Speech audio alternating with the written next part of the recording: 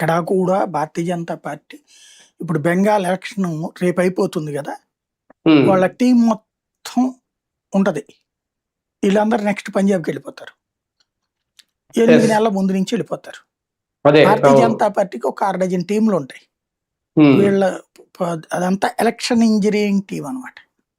ఉమ్, ఒకదాని నుంచి ఇంకో దానికి వెళ్ళిపోతా ఉంటారు. వాళ్ళకి ఉమ్, రోజు భోజనం ఉంటది, నెలకి ఉమ్, జీతం ఉంటది. సింపుల్. ఉమ్, వాళ్ళకి ఉమ్, ఏదో పెద్ద పెద్ద స్టార్ హోటల్ ఏముండదు. ఉమ్, జనాల మధ్యలోనే ఇల్లు తీసుకుంటారు అంతే. అవును. ఉమ్, ఓ ఉమ్, చిన్నపాటి ఆఫీస్లో కూర్చుని చర్చించుకుంటారు ఏంటని. ఉమ్, ఏ రోజుకు ఆ రోజు లోపాలు ఎతుక్కుంటారు, సెటరేట్ చేసుకుంటారు. పబ్లిక్ ఏమి ఆలోచిస్తున్నారు, కులం ఆలోచిస్తున్నారా, మతం ఆలోచిస్తున్నారా, వర్గం ఆలోచిస్తున్నారా, వర్ణం ఆలోచిస్తున్నారా, నాయకుల మీద ఏమనుకుంటున్నారు, ఇవన్నీ దానికి ఎలా సెటరేట్ చేయాలి, ఇది నిరంతరం ఒక పని నడుస్తూనే ఉంటుంది అక్కడ. ఉమ్, దానివల్ల గెలుపులు వస్తుంటాయి, పోతుంటాయి కూడా.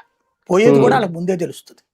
బేసిక్గా బెంగాల్ వాస్తవంగా క్రిందటిసారే వాళ్ళు ఊహించలేదు. ఇప్పుడు ఎట్లా ఉంటుందంటే కొన్నిసార్లు అనూహ్యమైన పరిణామాలు జరుగుతుంటాయి. లైక్ ఉత్తరప్రదేశ్లో బీజేపీ ఎట్టగా సీరియస్గా గెలిచిందో తెలుసా?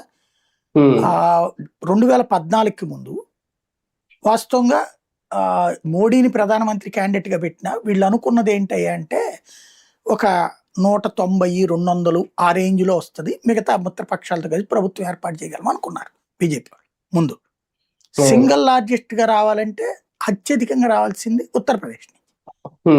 ఉత్తరప్రదేశ్లో బీజేపీ వేవ్ ఉంది అని ఎప్పుడు కనిపెట్టారంటే ఒక 9 నెలల ముందు అనుకుంటా ఒక ఇన్సిడెంట్ జరిగింది. అక్కడ జాట్లు స్ట్రాంగ్ అనమాట. మనకి ఇక్కడ కమ్మ సామాజిక వర్గం ఎట్లాంటి బలమైందో అక్కడ జాట్లు చాలా బలమైనటువంటి సామాజిక వర్గం ఉంటారనమాట. అక్కడ వాళ్ళకి సంబంధించిన ఒక అబ్బాయి ఒక ముస్లిం అమ్మాయిని ప్రేమించి పెళ్లి చేసుకున్నాడు. ఒక ఫ్రెండ్ సహకరించాడు. అందుకు ఆ అబ్బాయిని చెట్టుకి కట్టేసి